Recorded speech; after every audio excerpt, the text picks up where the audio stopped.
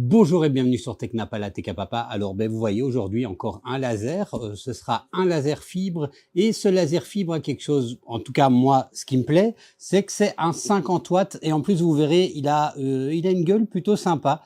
Voilà, ça change un petit peu du look des lasers fibres habituels. Donc passons tout de suite au déballage et petit point, si jamais ça vous intéresse, il y a un lien en description. Allez, générique.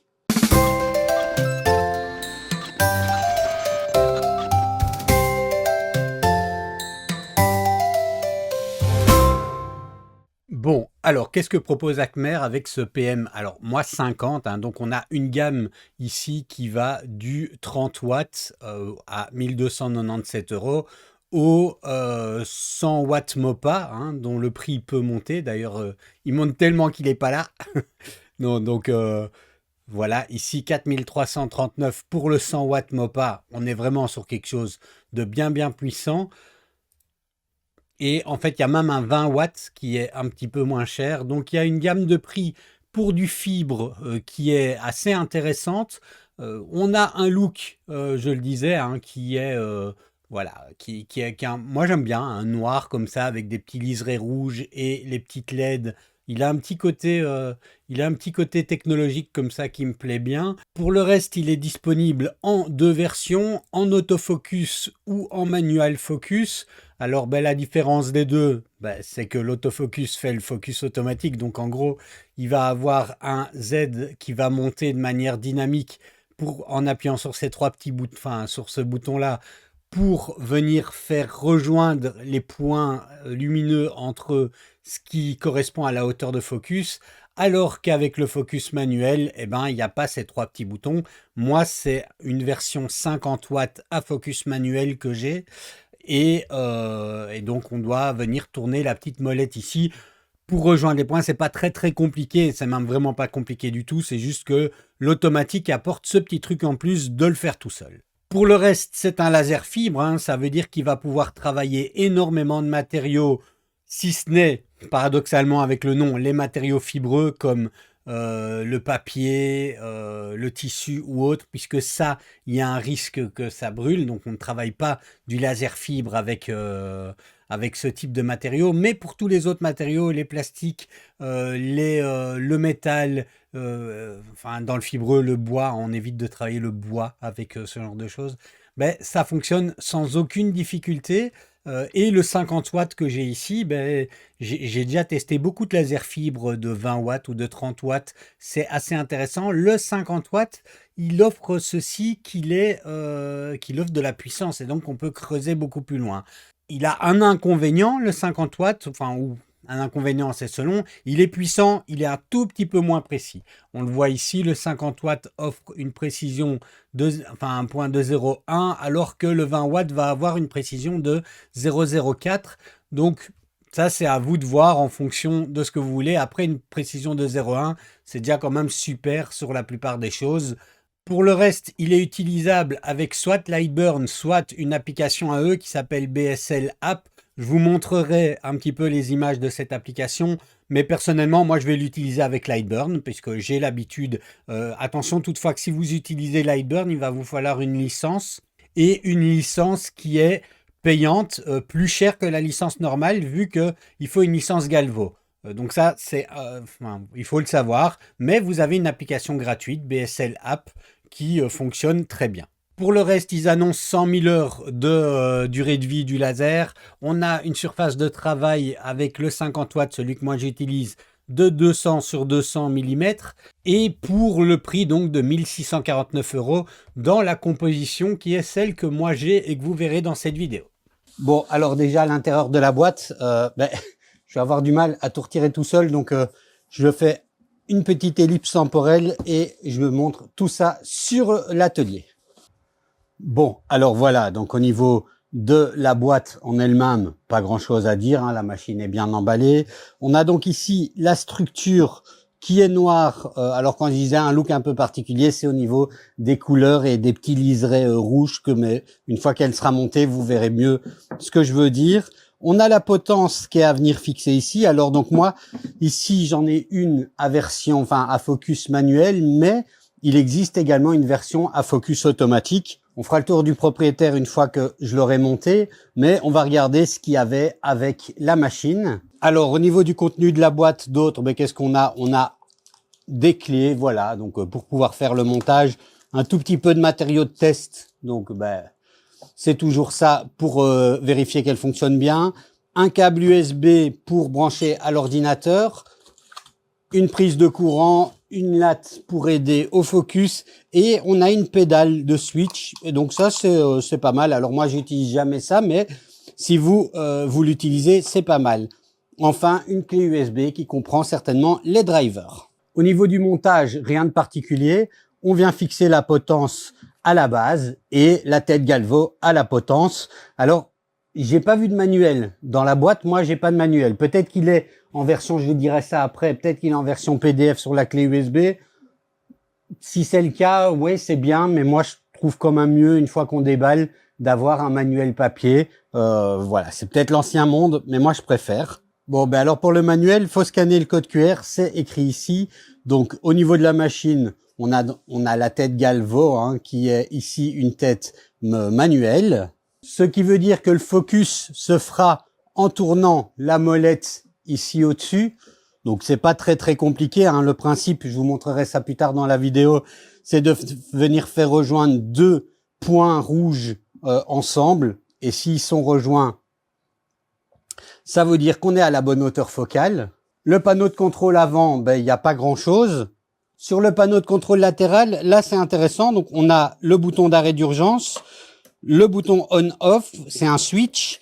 Et c'est là où c'est intéressant, c'est qu'ils ont mis les paramètres de la machine qu'on doit reprendre dans Lightburn collés dessus. Donc ça c'est pas mal au cas où. Alors on va voir, hein, il y a, j'espère, un profil pour Lightburn sur la clé USB. Mais si c'est pas le cas, au moins les paramètres liés au Galvo sont repris ici sur le côté. Et sur l'arrière, le port USB pour la connexion à l'ordinateur, le bouton d'alimentation et on a des ports pour la pédale et pour le rotary. Voilà, et deux ventilateurs. Donc c'est relativement sobre et simpliste comme machine. Au niveau de ses dimensions, elle est grande sans être grande. Ça veut dire que j'ai déjà vu des lasers fibres énormes, beaucoup plus gros que ça. Ici, on a quand même quelque chose qui est pas trop encombrant. Alors on s'entend, hein, c'est pas non plus un tout petit, mais c'est pas trop encombrant. Bon, voilà pour la présentation du produit. Maintenant, ce qu'on va faire, c'est passer sur l'ordinateur et je vais l'installer avec Lightburn. Bon, alors on va déjà commencer par voir ce qu'il y a sur la clé USB. Hein. Donc comme vous voyez, on a un fichier de paramètres Lightburn. Donc ça, c'est pas mal, ça va nous simplifier la vie pour l'installation. On a également des drivers et la fameuse application de Acmer, la BSL App. Donc je vais commencer par installer les drivers. Et puis après, je vais copier le tout sur mon disque et on va installer Lightburn. Alors on va quand même d'abord lancer BSL App Simple. Hein, comme ça, on voit à quoi ça ressemble. Et voilà à quoi ressemble leur application, un BSL App Simple. Donc, comme on peut le voir, ça ressemble à EasyCAD pour ceux qui connaissent. Et sinon, c'est dans la même logique que Lightburn, mais en version gratuite. Je vais toutefois, moi, utiliser plutôt Lightburn. Donc, on passe à l'installation sous Lightburn. Bon, alors sous Lightburn, on vient cliquer ici sur Appareil. Et on vient cliquer sur la petite touche Importer.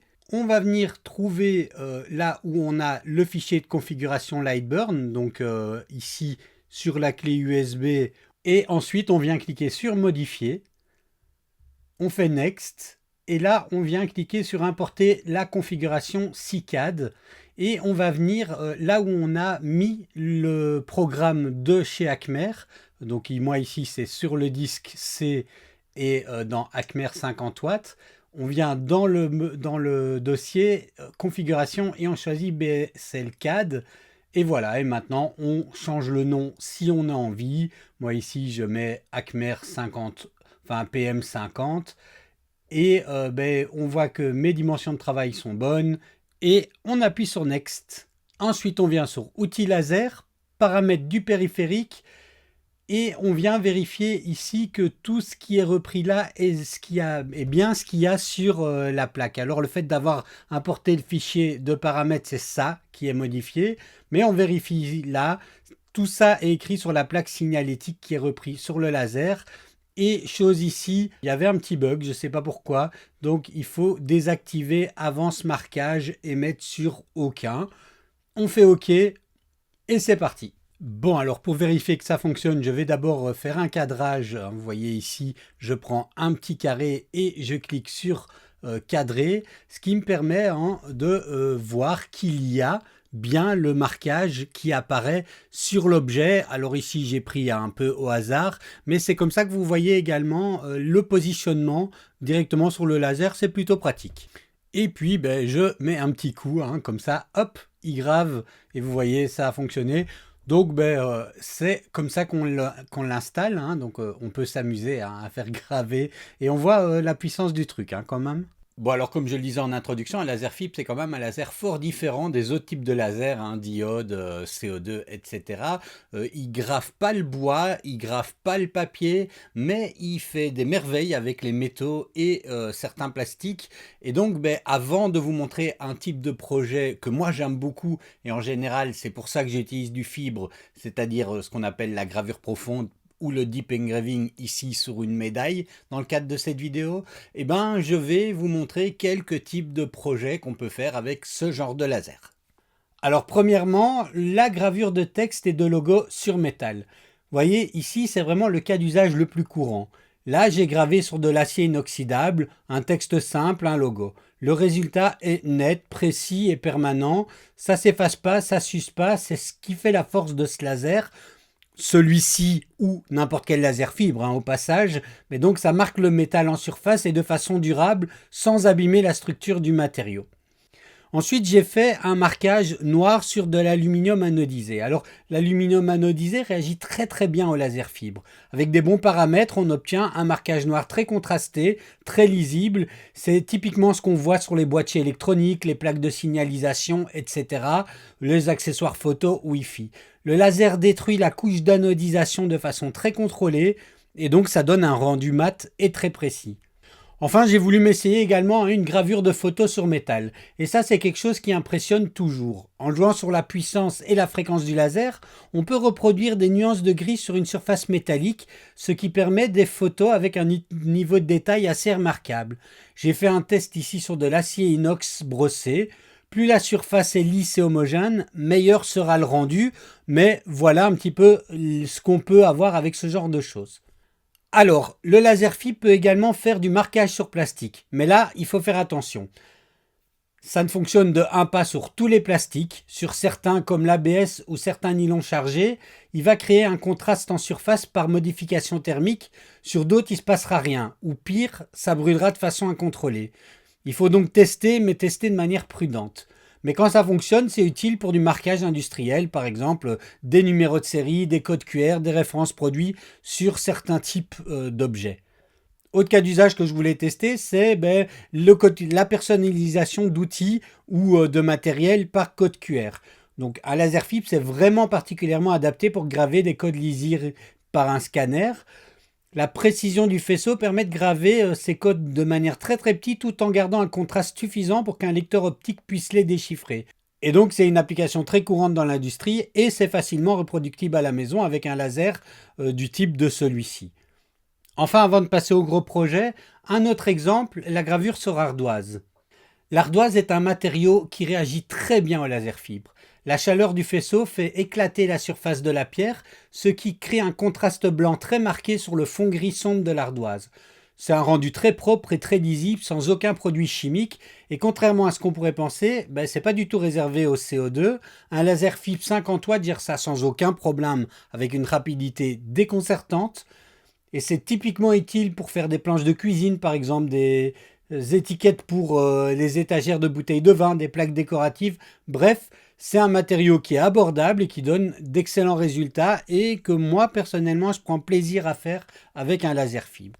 Alors ensuite, j'ai voulu passer à beaucoup plus sérieux. Et donc, vous voyez ici, j'ai repris un motif style pièce comme ça un peu celtique, où on voit différents contrastes. On voit un gris avec des effets contrastés, hein, donc ça doit donner un effet texturé sur le fond, et on voit également des zones qui sont blanches, qui a priori ne doivent pas être gravées, et ça devrait pouvoir permettre de graver en profondeur sur le métal, et c'est ça l'objectif. Alors je vais le faire.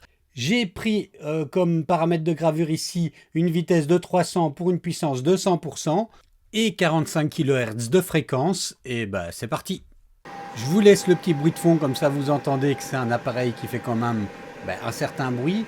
Et vous voyez ici que le cadrage est quand même très facile, hein, puisque il suffit de venir se repositionner dans le cercle. Et je lui ai demandé de faire comme ça pendant à peu près 50-60 couches pour graver. Alors c'est peut-être trop, hein, puisque j'ai l'habitude de faire ça avec des lasers fibres un petit peu moins puissants. Donc on verra ce que ça fait après 50 couches. Et voilà le résultat. Donc comme vous voyez, ça donne quand même vraiment bien. On a effectivement le petit côté dans le fond comme ça texturé. Vous voyez, ça c'est la pièce vue de l'autre côté. Donc on a le petit côté texturé. Ça a gravé bien en profondeur, hein. Je pense qu'il aurait pu passer au travers si j'avais laissé un peu plus longtemps. Alors maintenant je vais graver sur une autre pièce un peu plus grande. Voilà, je vais essayer un autre matériau. Mais pour montrer la puissance de ça, moi c'est vraiment ce que j'aime bien faire avec ces lasers. Et le 50 watts offre cette possibilité. Et pour illustrer ça, je vais graver un dragon en relief. Alors vous verrez que je me suis un petit peu planté dans mon positionnement, donc il reste un petit liseré sur le côté. Voilà, c'est pas tant le réglage du faisceau, hein, qui lui était parfait, que moi qui suis pas doué. Et voilà le résultat en sortie de gravure, hein. Donc ça a mis à peu près 3 heures à être fait. Je vais un peu nettoyer la pièce, un peu la frotter parce qu'il y a des marques de brûlure. Et voilà ce que ça donne une fois nettoyé. Donc franchement, moi je trouve ça très très propre. Voilà, moi j'aime bien vraiment faire ce genre de choses. Alors, quelle conclusion donner pour ce laser? Vous avez pu le voir, hein, un laser polyvalent, c'est intéressant, c'est qu'il y a une descente de prix et pour du 50 watts, ça permet quand même vraiment pas mal de choses. J'ai déjà pas mal testé des lasers fibres 20 watts et 30 watts et on peut faire de la gravure profonde, mais ça prend du temps. On sent qu'on a un manque de punch et là ici je l'ai pas eu. Alors si un jour je peux tester un 100 watts, je pense que je vais être époustouflé. Mais là, en tout cas, on a quelque chose qui fonctionne bien. Le laser en lui-même n'a pas été très très compliqué à mettre en place. Bon, moi je l'utilise avec Lightburn. Vous avez vu qu'on peut également l'utiliser avec une application AE. Voilà, hein, donc ça c'est si vous n'avez pas envie de payer la licence ou que vous n'avez pas déjà une licence Lightburn. Au niveau des points d'amélioration, ce que je pourrais citer, bon, il fait du bruit, mais bon, c'est pas pour mettre dans une chambre à coucher, hein, soyons clairs. Le prix est beaucoup plus contrôlé maintenant qu'il a diminué de prix, mais un petit effort supplémentaire, c'est toujours bienvenu. Et ce que je trouve dommage, c'est que la plupart des constructeurs comme ça ne fournissent pas une bibliothèque de matériaux Lightburn, parce que là, il faut quand même toujours se casser la tête à faire nos réglages, nos tests, et ça prend du temps. Et ce serait vraiment bien s'ils pouvaient simplement fournir une bibliothèque de matériaux qui est liée à leur machine, à leur puissance, à leur modèle. Donc voilà, ça c'est un petit peu pour le reste. J'ai eu aucun problème à le faire fonctionner. Alors oui, le focus manuel est vraiment pas compliqué à utiliser. C'est juste un peu plus ennuyant, hein, peut-être, qu'un focus automatique. Mais bon, hein, voilà, ça diminue le coût, donc pourquoi pas.